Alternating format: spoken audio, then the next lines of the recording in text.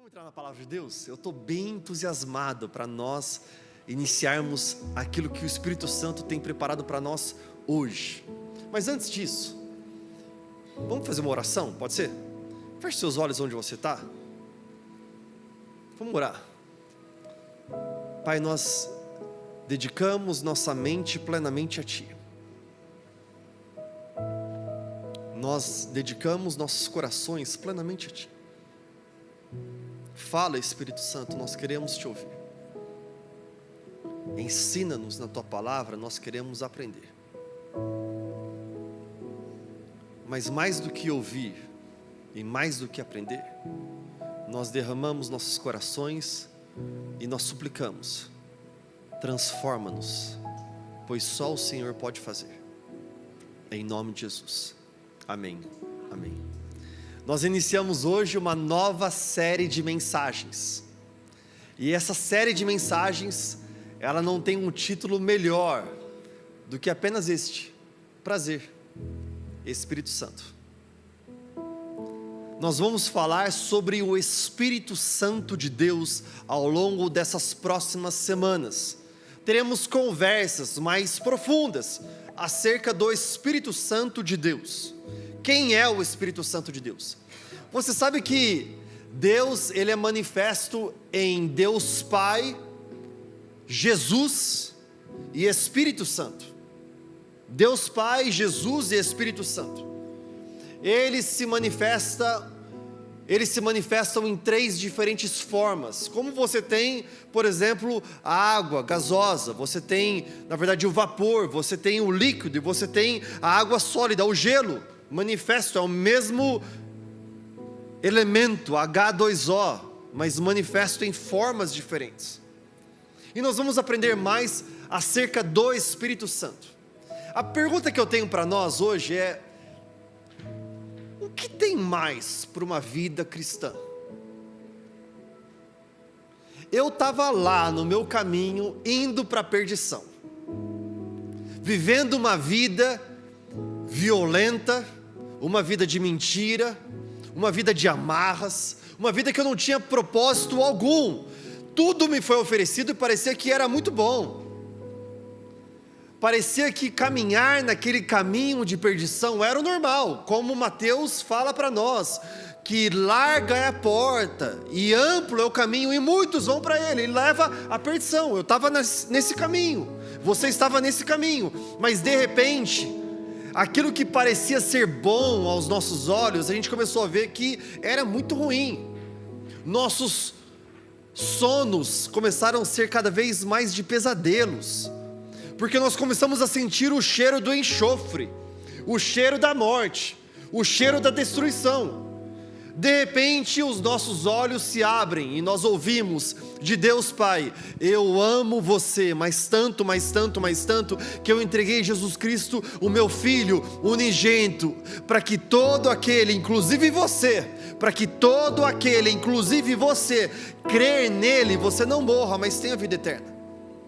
Nós ouvimos isso e nós tomamos uma decisão de arrependimento, batismo de arrependimento. Eu caminhava para essa direção, eu dou uma volta de 180 graus, quando eu era mais novo, eu ouvi alguns pregadores falando assim: você precisa de uma volta de 360 graus na sua vida. 360 graus. Não, eu preciso de uma volta de 180 graus. Eu andava para o sul e agora eu ando para o norte. Eu ia para o oeste, agora eu ando para o leste. E eu entrego a minha vida para Jesus. Uau, demais! Eu que antes estava experimentando o cheiro de destruição, agora eu sinto o aroma, a presença maravilhosa, manifesta de Deus, a glória de Deus, Jesus Cristo. Eu falo: ele é o meu Senhor e o meu Salvador. Eu levanto a minha mão e falo: eu sou dele, ele é meu. Uau, que demais! Aí, o próximo passo, eu vou publicamente declarar que ele é o meu Senhor.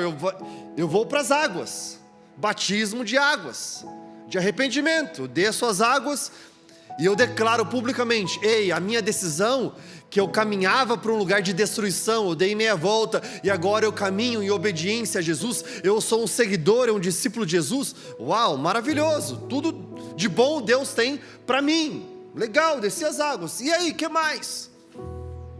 O que mais? Nós vivemos em 2024, minha pergunta para você é: quando foi que você entregou sua vida para Jesus?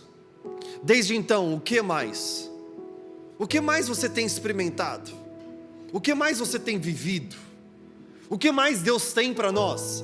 Será que o que mais Deus tem para nós é somente nós batermos cartão numa igreja evangélica todos os domingos? A gente vai lá e a gente adora a Deus com os irmãos, nós já sabemos as músicas, porque a gente ouve elas durante a semana, nós entregamos nossos dízimos, nossas ofertas, nós nos voluntariamos na casa de Deus, a gente faz algum tipo de oferta de amor aos nossos irmãos, em caridade ao longo da semana, os que precisam.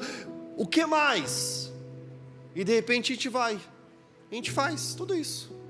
Mas aí passa uma semana, passa 2 semanas, passa 1 ano, passa 2 anos, passa 3 anos, e nós entramos numa vida de um ritual religioso. Sabe exatamente aquela vida que você criticava, talvez de outros irmãos, de outras igrejas, em outros lugares? Você fala assim: meu, eles só ficam lá batendo cartão na igreja, mas de repente passa anos e você está vivendo exatamente essa vida. Minha pergunta para você: o que mais? Eu quero ler com vocês uma passagem que está para nós, em Salmo capítulo 51, no versículo 10, o rei Davi, ele vai declarar essas palavras: cria em mim, ó Deus, um coração puro. Nós vamos ler 4 versículos, mas antes disso, é importante que a gente entenda um pouco qual é o contexto desse capítulo 51 de Salmo. Bem, Salmo 51 vai falar para nós acerca de uma oração. Essa é uma oração tão importante, mas tão importante, que ela foi registrada, e séculos e séculos e séculos depois, nós temos essa oração diante de nós, aqui na palavra de Deus. Quem escreve essa oração é um homem chamado Davi, rei Davi. Rei Davi é considerado, diante da cultura judaica, da sociedade judaica, como o rei principal para Israel. Na verdade, é o rei da era dourada de Israel. Ele é conhecido como o rei mais brilhante, mais amado pelo povo de Israel. Um rei que acertou muitíssimo. Um rei que foi ungido rei ainda como adolescente. Um rei que ouve da parte do Senhor, enquanto homens poderosos tremem diante de um filisteu, Golias, ele ouve da parte do Senhor: quem é este homem para insultar o nome do Senhor? Ele se levanta com um estilingue e ele detona, ele mata Golias, pega a sua espada e ele corta a cabeça de Golias. Um homem que ele amava adorar a Deus, ele pegava uma harpa, ele adorava a Deus e a presença de Deus era manifesta onde ele estava. Um homem que ele fazia coisas maravilhosas, ouvia o Senhor e colocava em prática. Este homem sofre perseguição de Saul, passa um bom tempo da perseguição, Saul morre, ele é coroado rei, e agora ele está vendo a promessa de Deus, que tinha sido derramada sobre ele lá por meio do profeta Samuel, lá atrás, quando ele era adolescente, sendo concretizada, e ele vivendo um tempo de expansão do reinado de Israel. Por isso que eu chamei a era dourada do reino de Israel. Tudo vai bem. Aí um dia, enquanto era de praxe, era normal que o rei Davi saía com o povo, com o exército para a batalha. Num dia específico, eles vão para a batalha, e ele fala assim: quer saber, eu estou de boa, eu não vou nessa batalha não. Porque ele olha para o lado, ele fala assim: peraí, deixa eu ver aqui quantas batalhas eu já venci até agora. Quantas vezes, quantas foram? Ele vê um monte de batalhas. Ele olha, na verdade, para as ruas, elas são todas organizadas. O povo, ele está sendo bem cuidado, existe justiça, está tudo bem. Ele fala assim, quer saber, eu não vou para lá, eu não vou para a guerra, eu vou ficar aqui tranquilo. E ele entra num lugar talvez de familiaridade, porque ele já está tão familiarizado que ele vai para a guerra e ele vence a guerra, que ele fala assim, eu vou ficar aqui parado.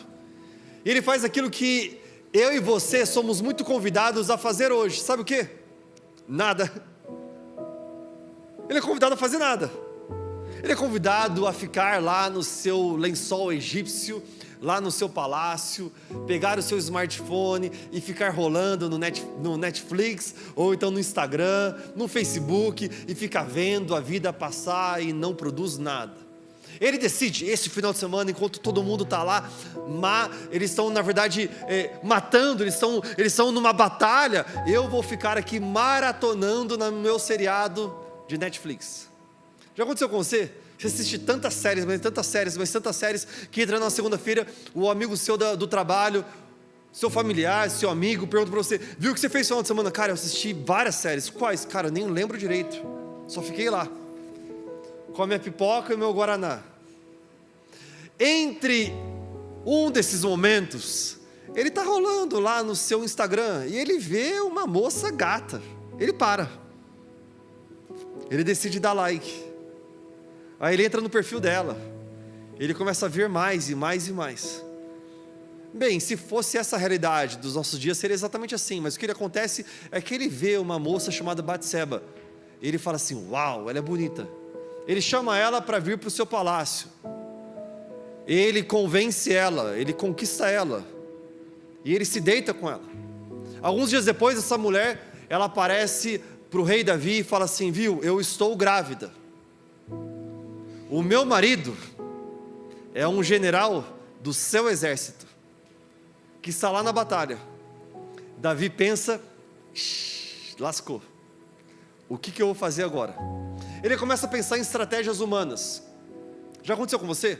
Você tem um problemaço diante de você, de uma besteira que você fez, e você começa a pensar então estratégias de como resolver para que ninguém fique sabendo. Não quero que ninguém saiba. Você faz de tudo para esconder, na verdade é mentira. O que acontece é que ele pensa, ele fala assim, já sei.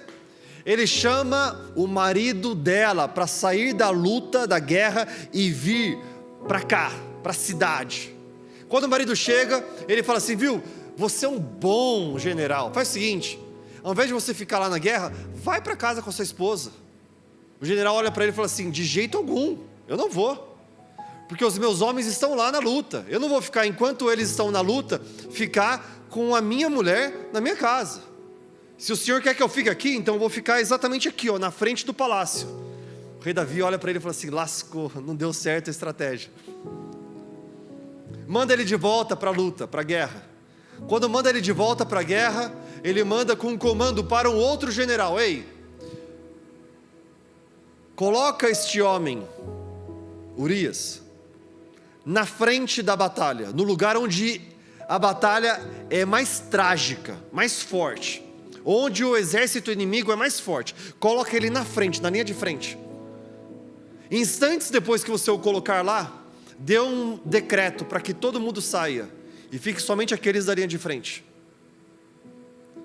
Eles fazem isso, e este homem é morto em batalha. Ele volta e diz para o rei Davi, ei, aquele general foi morto, conforme você me solicitou. Agora Davi não apenas tinha cometido adultério, mas tinha cometido assassinato. Quando ele volta, ele pensa, ninguém sabe da história, chama Batseba, fala, viu, você vai ser minha mulher, você vai morar comigo aqui no palácio. Aos olhos dos homens, parecia ter sido até uma boa ação. Olha só como o rei Davi é bonzinho, não é? Porque ele pegou uma mulher grávida, e ele trouxe para morar no seu palácio. Como ele é bonzinho. Ela está morando com ele, passa um tempinho, bate alguém na porta, abrem a porta, é um homem chamado Natã, brother de Davi, profeta Natã.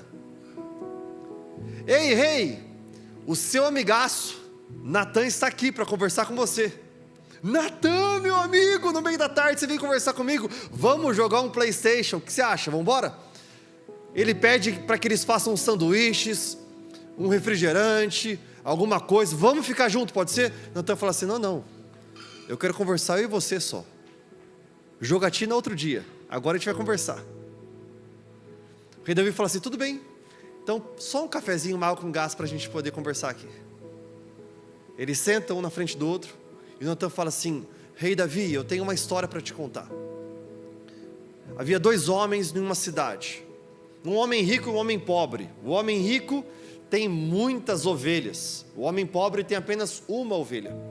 Ele cuida dessa ovelha de forma maravilhosa, ele ama essa ovelha. Um visitante chega na casa do homem rico. O homem rico olha para todas as suas ovelhas e fala, eu não vou sacrificar nenhuma delas. E ele decide tomar a ovelha daquele homem pobre, sacrifica ela para oferecer ao visitante. O rei Davi, como um Pedro no Novo Testamento, se levanta e fala, parou. Esse homem merece a morte. O profeta Natan olha para ele e fala assim, esse homem é você. Esse homem é você. Você que pegou a mulher do general Urias enquanto estava em batalha. Você que tinha tantas mulheres, Deus te deu tantas coisas, Deus te abençoou grandemente, e de repente, no meio da abundância da bênção de Deus, você se perdeu no lugar chamado familiaridade, e você agiu como se fosse normal. Você veio para o culto e você agiu como se é mais um culto. Eu já entreguei minha vida para Jesus há tanto tempo atrás, é mais um culto, é mais uma noite, é mais um dia, mais dízimos e ofertas, mais adoração, levanto as minhas mãos, mais conheço a loja, vou lá, é mais um dia. E você entrou no lugar de familiaridade. Enquanto você entra no lugar de familiaridade, o que acontece é que o nosso coração fica dormente, o pecado se instaura. E para que nós possamos justificar o pecado, existe mentira atrás de mentira, atrás de mentira, até que um homem aponta o dedo para nós e fala assim, este homem é você. Confrontado nisto, o rei Davi, ele é considerado o homem segundo o coração de Deus, não porque ele fazia tudo perfeito, não porque ele foi um homem que nunca falhou, pelo contrário, um homem que cometeu adultério e assassinato. Mas ele foi considerado um homem segundo o coração de Deus, porque ele era pronto para se quebrantar, ele era pronto para se arrepender, ele não era altivo nos seus próprios olhos, dizendo, Natan, quem você acha que você está falando? Com quem você acha que você conversa agora? Eu sou o rei. Não, ele se humilha e ele escreve esse salmo. Quando ele escreve este salmo, ele olha para si mesmo e ele vê que o seu coração é cheio de impurezas. Ele vê que ele ficou no lugar de tanta familiaridade, que é mais uma pregação do pastor, é mais um dia que eu vou para casa, é mais um normal. Eu lembro quando eu cresci num ambiente, que a igreja que eu cresci era uma igreja muito boa, havia muito a palavra de Deus, mas não havia muita manifestação do poder de Deus. Mas eu lembro da minha mãe se sacrificando em levar os filhos à igreja, à escola dominical, ao culto de domingo de manhã, depois ao culto da noite. Tem vigília de quinta? Levo a vigília. Tem grupo de estudo de quarta? Levo no grupo de estudo de quarta. Eu lembro de eu e os meus irmãos brincarem em meio aos estudos, às vigílias, aos cultos. Eu estou há 40 anos convivendo no ambiente de igreja, e a minha maior oração tem sido exatamente essa: Deus, não permita que este lugar, o teu altar, se transforme num lugar de familiaridade para mim. Eu peço que este lugar seja sempre um lugar em que eu tema a sua presença, que eu ame te louvar e te adorar. E o rei Davi, entendendo que ele estava neste lugar de familiaridade, ele fala assim: cria em mim, ó Deus, um coração puro, porque somente Deus é o Deus criador. Ele pode criar tudo. Ele fez isso com o rei Saul. Quando Saul foi ungido rei, a palavra de Deus fala para nós que o Espírito de Deus transformou o seu coração dele, deu a ele um novo coração. Ele fala ainda mais: renova dentro de mim um espírito estável. Cria em mim e renova em mim um espírito estável, um espírito que é sólido. Não um espírito que vê a dificuldade na segunda-feira e já imagina que tudo vai dar errado. Não, não.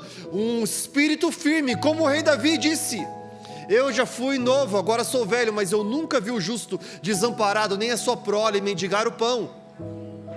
Um homem justo, porque o homem justo tem os seus pés firmes na rocha, que é Jesus Cristo.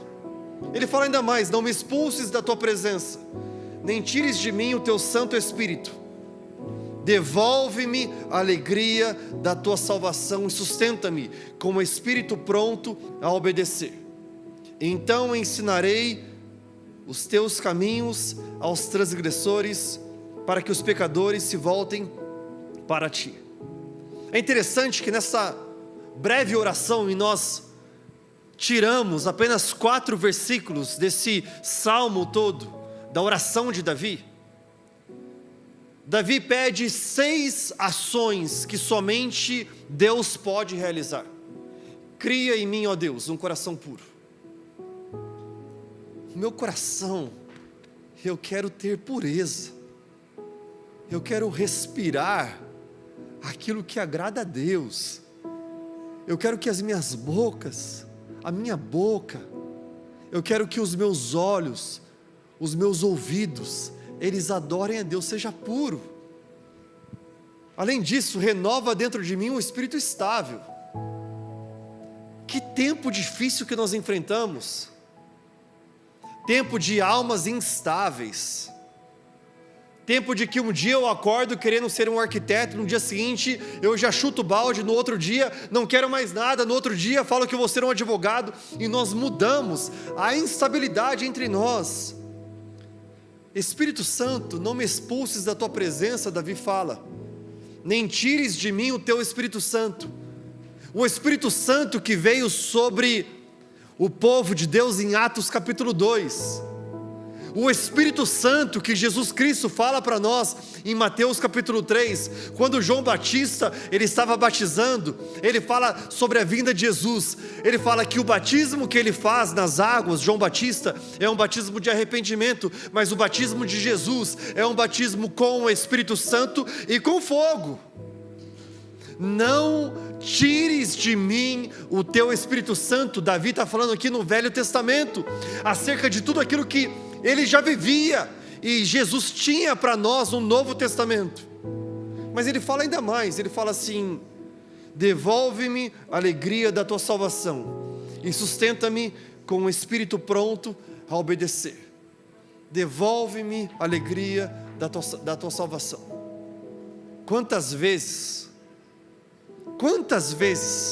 talvez Davi, ele viu o seu coração estando num lugar de familiaridade. O que antes ele estava muito alegre para adorar a Deus, agora era normal. É normal. Devolve-me a alegria da tua salvação. Mas ele fala sobre uma coisa que ele vai fazer. Ele pede 6 ações ao Espírito Santo de Deus. E há uma resposta dele. 6 ações do Espírito Santo. Cria em mim, renova dentro de mim, não me expulses, nem me tires, devolve-me e sustenta-me. 6 ações que o Espírito de Deus faz. Mas tem esta ação que me chamou muito a atenção. Então ensinarei os teus caminhos aos transgressores. Davi que tinha acabado de transgredir. Davi que tinha acabado de ser descoberto em transgressão. Então ensinarei os teus caminhos aos transgressores, para que os pecadores se voltem para ti. Nós vivemos num tempo em que nossas palavras faltam poder e autoridade. Por que isso? Nós queremos dizer ao mundo que está tudo errado, mas parece que nós berramos e ninguém ouve, nada muda. O profeta já nos alertou que haverá um dia em que o povo não saberá distinguir o que é mão direita e mão esquerda. Nós vivemos um tempo tão perigoso hoje, que se você falar que um homem não pode ter um bebê, você pode perder o seu emprego. Nós vivemos um tempo tão difícil hoje, que existem absurdos diante de nós. É absurdo, não existe lógica alguma. Então você está falando assim, pastor, mas nós precisamos estender misericórdia. Sim, estendemos misericórdia a pessoas e amor a pessoas, mas nós combatemos pensamentos ideais que não vêm do Senhor, princípios que não vêm do Senhor. O nosso tempo é tão absurdo e parece que nós queremos lutar nossas guerras, nós queremos declarar com nossas bocas abertas, mas nossas palavras não têm efeito. Nós falamos e nada muda. Sabe por que eu acho? É porque nós estamos lutando numa estratégia militar que nunca foi aquela que Deus entregou para nós, mas que é do inimigo. Nessa semana houve uma luta entre duas boxeadoras nas Olimpíadas. Uma delas recebe um golpe no seu nariz. Em 46 segundos de luta, ela decide abandonar a luta. Poucos minutos depois, meios de comunicação, influencers, líderes, pastores, se levantam para dizer que este é um absurdo, porque a mulher que deu o golpe e ganhou daquela que havia abandonado, era uma boxeadora transgênero. E eles falam, literalmente, minutos depois. Eu vi ao vivo a luta. Eu vi as repercussões em noticiários, meios diferentes, sobre a boxeadora, que ela é transgênero. Homens gritando. Eu vi vídeos de vários homens gritando: isso é um absurdo, absurdo esse tempo. E gritando. Parece que nossas palavras não têm mais efeito, porque a forma de nós lutarmos, nós estamos lutando com estratégias que não são nossas. A palavra de Deus fala para nós que a estratégia que Ele entregou para nós chama-se oração. A palavra de Deus fala para nós que a estratégia que Ele entregou para nós chama-se intercessão, porque nossa guerra não é contra a carne, contra osso, mas é contra principado e potestade, e nós vencemos isso enquanto nós colocamos nosso joelho nos chãos. Os céus se rasgam, e o Espírito de Deus faz aquilo que é poderoso em nós e por meio de nós. Sabe por que é tão absurdo tudo isso? É porque essa manhã eu pesquisei que existe agora, exatamente agora, uma grande discussão com relação a essa boxeadora, porque muitos dizem que ela não é transgênero, que ela é de fato uma mulher. Sabe qual é o problema? Eu não sei se ela é transgênero, eu não sei se existe alguma coisa que está acontecendo, que aconteceu desde a sua infância, que trouxe implicações aos seus hormônios. Eu não sei o que aconteceu.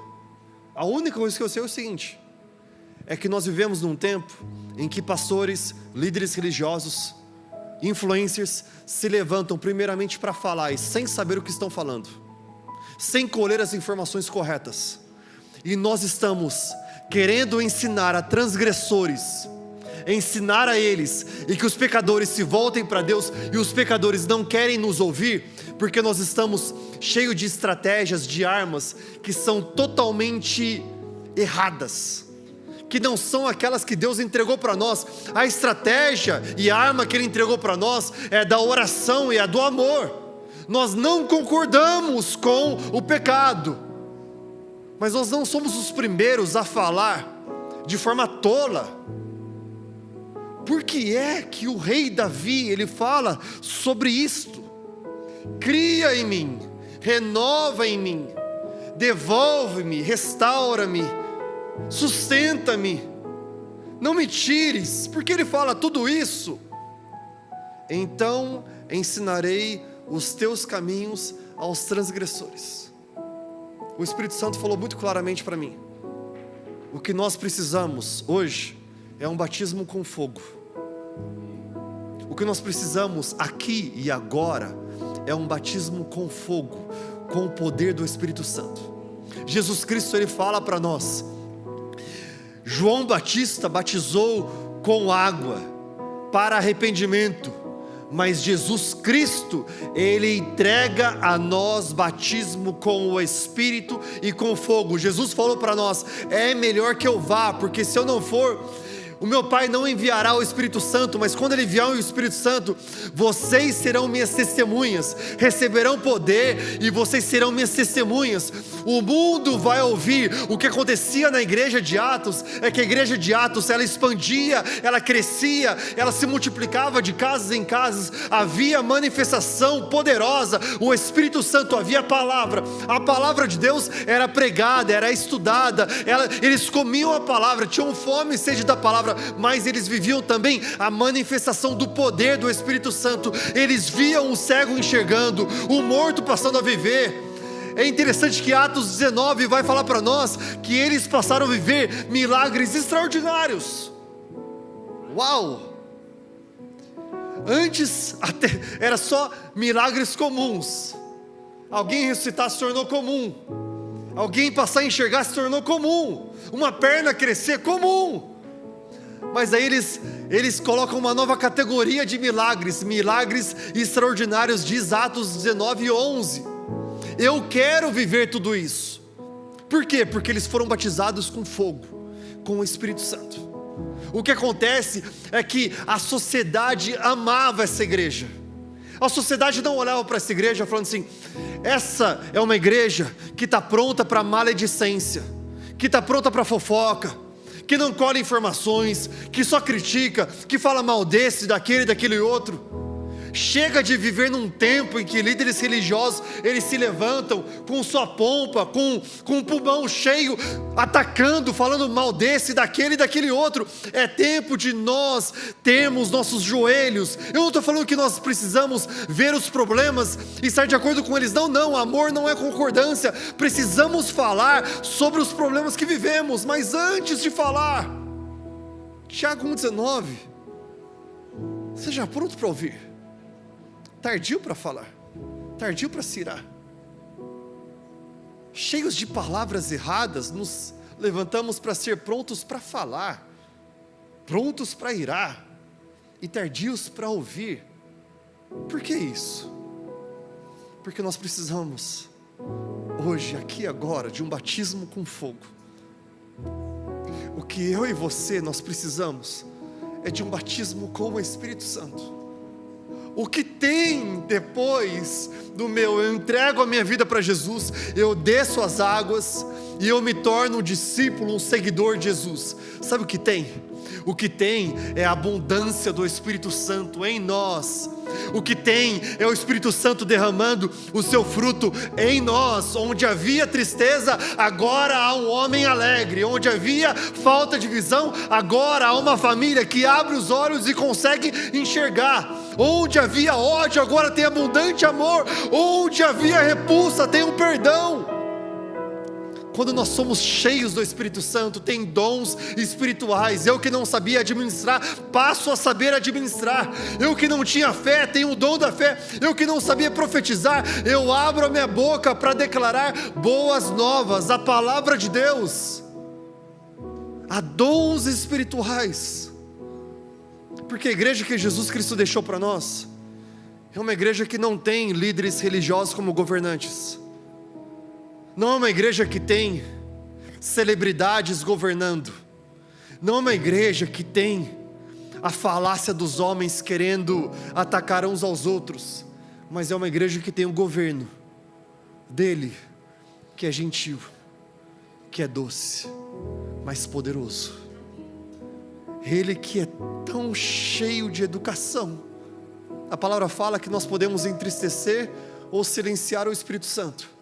entristecer com nossas decisões de pecado, ou silenciar com nossas decisões de desobediência. O Espírito Santo fala para nós: ei, sai de onde você está, vai lá, ora com ela, somente dê um abraço nela. E nós falamos assim: Espírito Santo, eu vou silenciar você, eu não quero te obedecer. O Espírito Santo que é gentil, mas o Espírito Santo que é poderoso, o Espírito Santo que a hora que ele entra, então ensinarei os teus caminhos aos transgressores.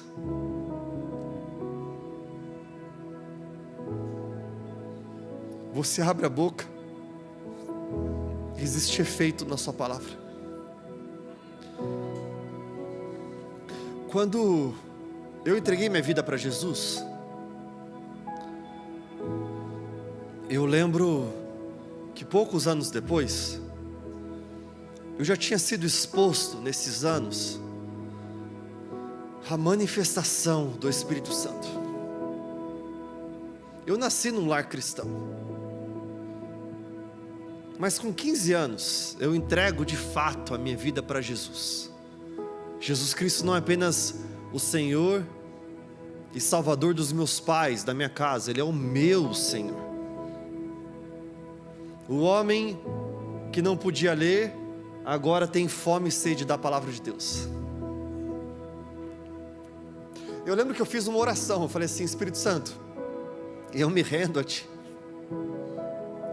faça o que o Senhor quiser fazer na minha vida, só não quero falar em público, porque eu não gosto. Eu sou grato porque Ele honrou essa parte da minha oração. E eu lembro que eu comecei a buscar mais, incessantemente, eu buscava o Espírito Santo. Quando eu tinha 17 anos, eu fui para uma viagem missionária na Argentina, e eu lembro que eu fui visitar nessa viagem missionária um hospital que ficava ao lado de uma tribo indígena. Lembra, ao entrar nesse hospital, havia cerca de talvez 50, 60 pacientes dentro desse hospital. Eu nunca vi coisa igual. O hospital, ele tinha paredes com reboco aparente, na verdade reboco mal feito, até os tijolos bem aparentes. Havia portas, mas não havia portas. Era apenas o buraco da porta, mas sem a porta. Havia os buracos das janelas, mas sem janelas. Algumas cortinas, lençol bem velho, bem antigo. Eu lembro que ao entrar, eu vi um médico e uma enfermeira. E eu perguntei para eles: viu, vocês estão em quantos aqui? Eles falaram: nós 2, para todos os pacientes. A enfermeira falou assim: nós temos apenas este medicamento. A hora que eu olho para o medicamento, é um soro. Eles não têm nenhum medicamento, apenas soro. Eu entro, eu começo a orar pela vida daqueles homens e mulheres que estavam lá, acamados, em macas. Eu lembro que a hora que eu cheguei em uma delas, havia um homem, nos seus 60 anos, 65 anos. Eu nunca vi uma cena como aquela. Eu nunca vi alguém tão magro, mas tão magro, mas tão magro, mas tão magro. Ao olhar para ele, a cena era muito forte, porque ele estava muito doente. Havia o soro vindo na sua veia. Eu olho para a parede está infestada de baratas. E olha que eu estou orando, estou olhando para ele. O Espírito Santo fala assim para mim: coloca a mão sobre ele e ora por ele.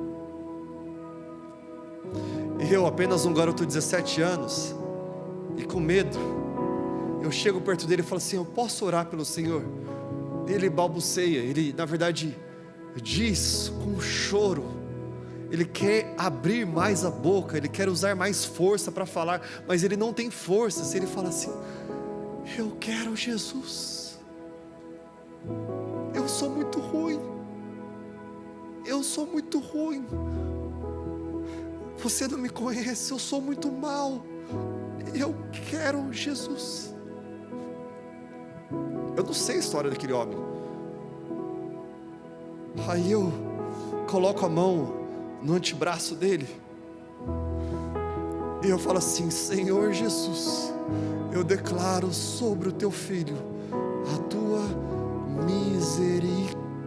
A hora que eu vou falar misericórdia, eu sou tomado pelo Espírito Santo.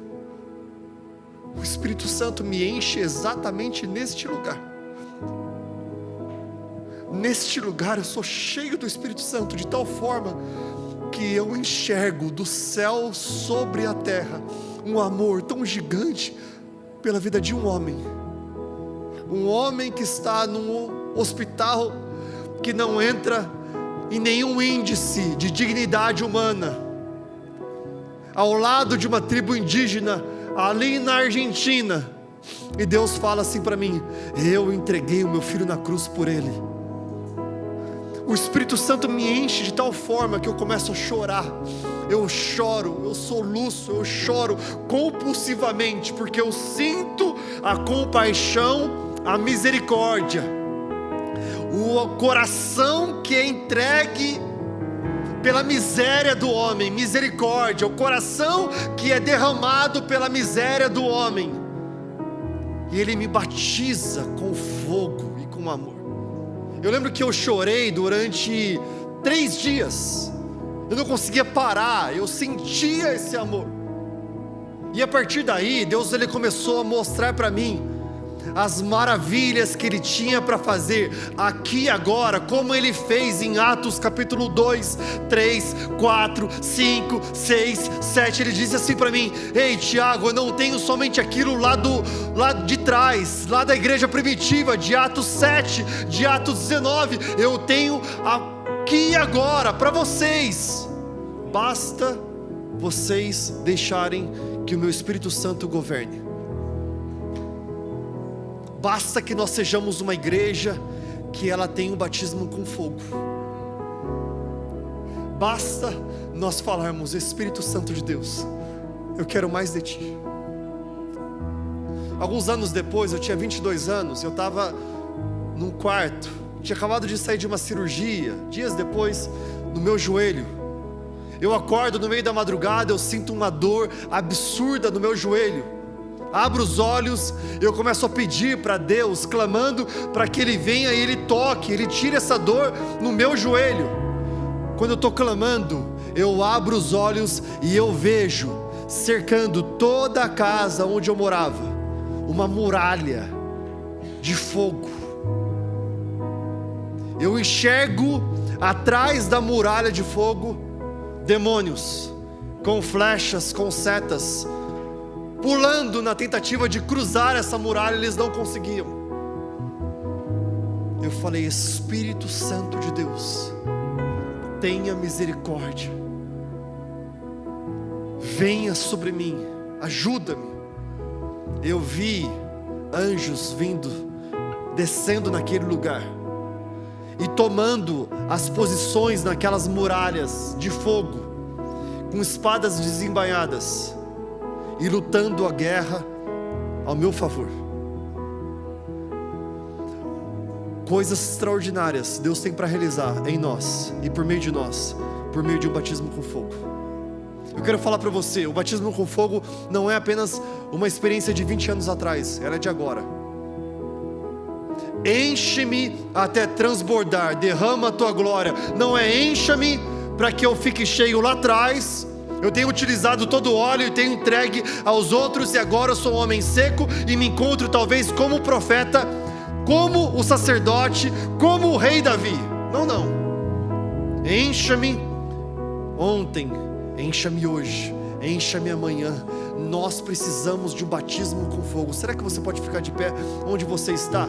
Eu creio que nós estamos entrando numa temporada em que o Espírito Santo tem para nós um batismo com fogo. Eu quero que Trace Church seja conhecida como uma igreja que medita na palavra de Deus, que não sai da palavra de Deus. A palavra de Deus é alicerce, é fundamento para nós, mas é uma igreja que também vive no poder do Espírito Santo. Eu creio que Deus tem para realizar em nós e por meio de nós milagres, sinais, maravilhas. Você na sua casa, eu sei, eu vejo homens e mulheres na França, no Chile, no México, no Japão, na Coreia, nos Estados Unidos, sendo cheios do Espírito Santo. Se você quer mais disso, eu quero te encorajar. Levanta suas duas mãos bem alto onde você está.